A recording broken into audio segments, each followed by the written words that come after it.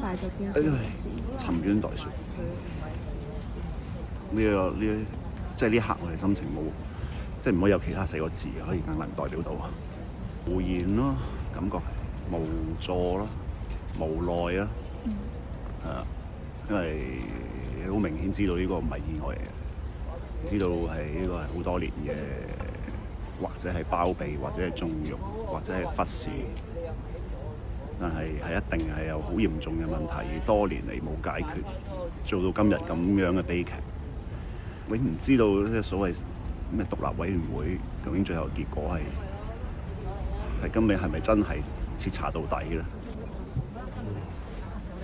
你有冇問過？幸存者即係嗰種自責創傷都唔好咁大啦，因為死者都已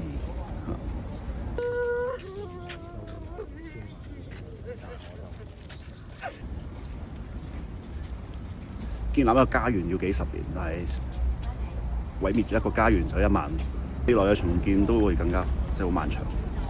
即係希望都係大家同行咯，香港人。同埋我好中意兩隻字係喺仁濟醫院嘅醫護擺低嘅陪伴咯。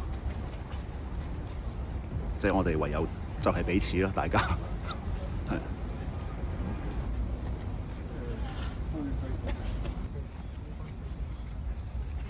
即係一方嘅出事，大家會即刻嚟支援咁，即係唯有靠呢樣嘢可以渡過咯。我哋香港人而家喺最黑暗嘅時代。